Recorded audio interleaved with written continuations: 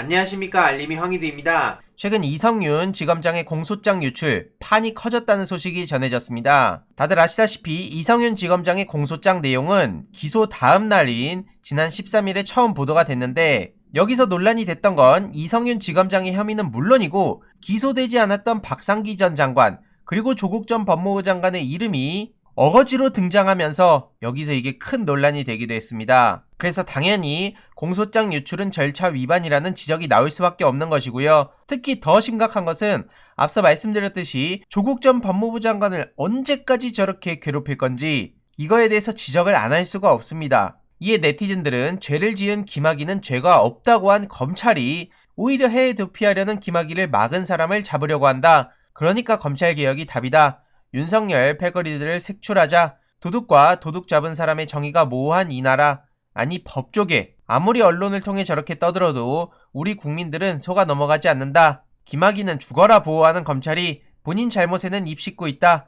윤석열파답다. 이런 지적이 이어질 수밖에 없는 상황인 거죠. 어제 MBC에서도 이를 보도하기도 했는데요. 짜깁기 공소장, 검찰의 언론 플레이에 대해서 공수처가 직접 나섰다는 겁니다. 공수처가 직접 수사에 나선 세 번째 사건이고 고발장을 접수한 지 일주일 만에 신속하게 앞장섰다는 겁니다.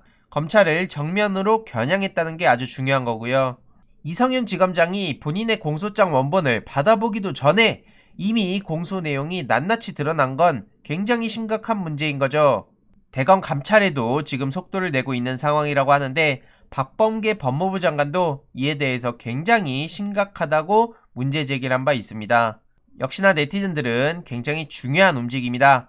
저 검사들과 기자들 엄벌해야 된다. 부끄러운 줄도 모른다. 이런 지적이 이어지고 있는데 이때다 싶었는지 공수처 3호 사건이 논란이라면서 김진욱 처장 판단력 비판 이어지고 있다. 한마디로 이성윤 지검장의 공소장 유출 의혹을 두고 수사에 나서니까 우려가 제기되고 있다. 이런 식으로 보도가 이어지고 있네요. 1호 사건으로 조희연 서울시 교육감 해직교사 특별 채용 의혹, 이게 논란이 된 바는 있습니다. 왜 갑자기 뜬금없이 조희연 교육감 관련이냐 라는 지적에 대해선 어느 정도 공감이 가는데 이성윤 지검장 공소장 유출은 굉장히 심각한 문제 아닙니까? 심지어 거기에 박상기, 조국 이름이 왜 들어갔는지 낱낱이 파헤쳐 보는 건 굉장히 중요한 것이죠. 어제 조국 전 법무부 장관이 반격에 나섰다는 소식도 전해졌는데 지겹다고 하기 이전에 조국 전 법무부 장관의 잃어버린 명예를 회복하는 것도 너무나 중요하다고 생각합니다. 김용호 재판에서 여배우 후원설은 허위고 처벌 원한다는 입장을 밝힌 거죠. 조국 전 장관이 김용호 재판의 증인으로 출석해서 강력한 처벌 의사를 밝힌 거고요. 허위 사실을 마치 진실인 것처럼 방송해서 조국 전 장관의 도덕성과 명예를 훼손했고 가족들이 매우 분개했다고 입장을 밝혔습니다. 특정 여배우 관련해선 방송을 통해서만 봤을 뿐 어떤 방식으로 연락하거나 만난 적이 없다고 단호하게 입장을 밝히기도 했고요. 당시 법무부 장관 후보자로서 공인이기에 비판이 가능하고 일부는 사실에 부합하지 않아도 감시가 필요하지만 문제는 특정 여배우 관련해서는 공적 업무와는 전혀 관계도 없고 사생활이라 하더라도 가치도 없는 걸 사실인 양 하면서 사실이 아니라고 밝혔음에도 사실인 것처럼 했다라고 반박한 거죠.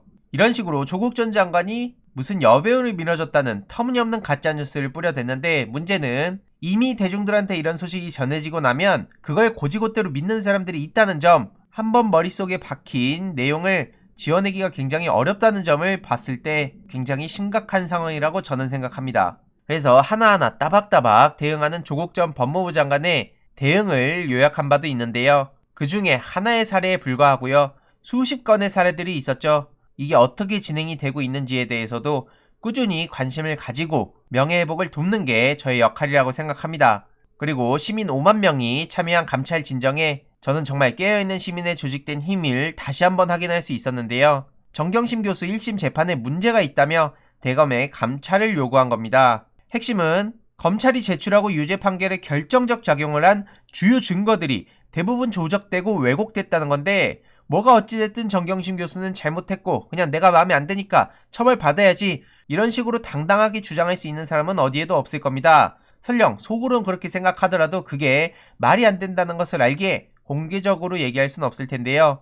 중요한 건 지금 증거 대부분이 조작되고 왜곡됐는데 이 사실을 아는 사람들이 많이 없다는 게 중요한 문제라고 생각합니다. 그래서 이런 상황의 심각성을 인지한 시민 55,195명이 서명에 참여를 한 거고요. 계속해서 말씀드렸던 7가지 핵심 내용, IP, 웹서버 수정 시각, 비정상 종료, 허위 주장, 그리고 기만적 해명, 프린터 사용 실패 기록, 이외로도 복합기 설치와 스캔 사용 시점의 간격을 인위적으로 축소한 점, 화면 보호기 프로그램 관련 허위 주장, 네트워크 카드와 맥 주소로 사용 장소 허위 특정 등 문제 제기를 한 거죠. 서기호 변호사는 검찰은 일반 국민을 상대로 또 디지털 증거와 관련한 전문 지식이 부족한 판사를 상대로 증거를 얼마든지 조작할 수 있다는 걸 보여줬다고 지적했습니다. 이에 네티즌들은 검찰은 대놓고 저렇게 증거 조작을 하고 같이 모의한 기레기들은 북치고 꽹가리 치면서 국민의 눈을 속였다. 다 같이 수사해야 된다. 이런 지적이 이어졌고요. 증거조작 정치검사들 당연히 처벌을 받아야 되는 거 아닙니까? 검찰은 만능이고 신이고 뭐든지 할 수 있는 거고 설령 저렇게 증거를 대놓고 조작해도 그냥 그럴 수 있는 겁니까? 심지어 여기에 앞장섰던 윤석열이 지금 정의공정상식 타령하는 걸 어떻게 봐야 되는 겁니까? 아무튼 많은 네티즌들은 이렇게 분노를 표출하고 있는 거고요. 이 분노는 당연히 더 많이 알려져야 되는 것이고 지극히 상식적인 분노라고 생각합니다. 이에 대해서 뉴이저 정도가 그나마 계속해서 보도를 하고 있는데 정경심 재판 관련한 보도와 윤석열 장모 관련한 보도를 비교해보더라도 너무나 터무니없고 황당하다는 생각밖에 안 들죠. 윤석열 장모는 쉴드 쳐주는 입장에서 열심히 보도를 해주고 있고 조국 전 법무부 장관 관련된 그리고 정경심 교수 관련된 보도는 검찰발 주장을 그대로 따옴표로 쓰고 있습니다. 이런 온도차에 대해서 지적을 안 할 수가 없는 것이고요. 그러니까 검찰개혁뿐만 아니라 언론개혁도 너무나 중요하다는 말씀을 계속해서 강조하는 겁니다. 이렇게 70여 곳의 압수수색 그리고 집 앞에서 낄낄거리면서 조국 일가를 찌르던 기자들, 정작 저렇게 주목하던 기자들 도대체 지금 어디서 뭘 하고 있는 겁니까? 누군가는 저에게 묻습니다. 너도 편파적인 거 아니냐? 그런 식으로 양비론을 주장하는 사람들한테 늘 제가 주장한 말이 있었죠. 기계적 중립은 오히려 비겁한 거라는 저의 생각을 아시는 분들은 잘 아실 겁니다. 온갖 데에서 지금 문재인 대통령을 향해 총구를 겨누고 있고 실제로 선택적 수사, 선택적 기소, 선택적 보도, 선택적 고소고발 이런 것들이 이뤄지고 있고 오로지 그냥 문재인 정부와 민주당에 반대되는 거라면 열심히 보도하고 그렇지 않은 점들은 일부 보도를 하더라도 그냥 어느 순간 소리소문 없이 사라지는 게 현실인데 이런 상황에 제가 저의 생각을 유튜브로 표출하는 게 뭐가 문제죠? 언론이야말로 기계적 중립을 어설프게 하면서 결국엔 선택적 보도를 하고 있는데 이런 기울어진 운동장과 환경 속에서 개인의 생각을 소신껏 밝히는 게 뭐가 문제인지 모르겠고요. 개인 채널에 와서 자꾸 기계적 중립 어설프게 요구하지 마세요. 그거야말로 정말 황당하다는 생각밖에 안 되고요. 저는 저대로 계속해서 소신껏 목소리 내도록 하겠습니다. 이번 내용도 유익했다면 구독, 좋아요, 알림 설정, 멤버십 가입 정말 큰 힘이 된다는 점 말씀드리고 싶습니다. 이번 내용도 주위에 널리 공유 부탁드립니다.